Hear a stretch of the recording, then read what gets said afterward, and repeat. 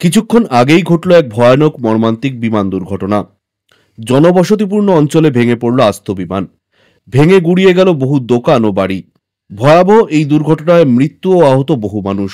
চলছে জোর কদমে উদ্ধার কাজ। তবে ভয়াবহ এই দুর্ঘটনাটি কখন ঘটেছে, কোথায় ঘটেছে, কিভাবে ঘটল এই বিমান দুর্ঘটনাটি, কি জানা যাচ্ছে এই মুহূর্তে, জানবেন সম্পূর্ণ বিস্তারিত ভিডিওতে। তাই অবশ্যই ভিডিওটি শেষ পর্যন্ত দেখবেন এবং আপনি আপনার জেলার নাম ভিডিওর কমেন্ট বক্সে কমেন্ট করে আমাদের জানিয়ে দেবেন।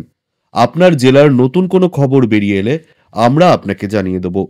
একটা ছোট্ট অনুরোধ আপনার কাছে, ভিডিওটিতে একটি লাইক করবেন এবং আপনি এই চ্যানেলটিতে নতুন হলে চ্যানেলটিকে সাবস্ক্রাইব করে পাশের বেল বাটনটি বাজিয়ে দেবেন পরবর্তী খবরগুলো সবার আগে দেখার জন্য। রবিবার দক্ষিণ ব্রাজিলের গ্রামাদো অঞ্চলে এক মর্মান্তিক বিমান দুর্ঘটনায় মৃত্যু হয়েছে 10 জনের, পাশাপাশি আহত হয়েছেন 15 জনের বেশি। জানা গিয়েছে বিমানটি প্রথমে একটি বাড়ির চিমনিতে ধাক্কা লেগে পাশের আরেকটি বাড়ির দ্বিতীয় তলায় আছড়ে পড়ে। এরপর এটি একটি মোবাইল ফোনের দোকানের উপর ভেঙে পড়ে, ফলে স্থানীয় দোকান ও বাড়িঘরও ক্ষতিগ্রস্ত হয়। ব্রাজিল প্রশাসনের তথ্য অনুযায়ী পাইপার সিএন 400 টার্বোপ্রপ নামে একটি ছোট্ট যাত্রীবাহী বিমান ছিল এটি। তবে দুর্ঘটনার সময় বিমানে ঠিক কতজন যাত্রী ছিল তা এখনও নিশ্চিত নয়। বিমানটি ভেঙে পড়ার সঙ্গে সঙ্গে আগুন ধরে যায় এবং দাবি করা হচ্ছে বিমানের সকল যাত্রী নিহত হয়েছেন। গ্রামাদো অঞ্চল পর্যটকদের কাছে অত্যন্ত জনপ্রিয়। 19 শতকে জার্মানি ও ইতালি থেকে বহু মানুষ এখানে বসতি স্থাপন করেন।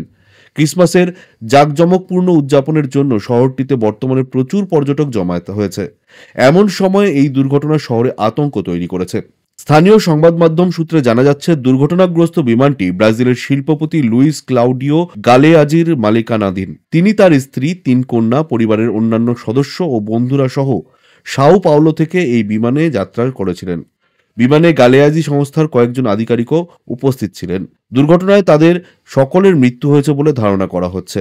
বিমান দুর্ঘটনার কারণ জানার জন্য ব্রাজিল প্রশাসন ইতিমধ্যেই তদন্ত শুরু করেছে। এই দুর্ঘটনা শুধু শহরের মানুষের মনে নয়, গোটা দেশে শোকের ছায়া ফেলেছে।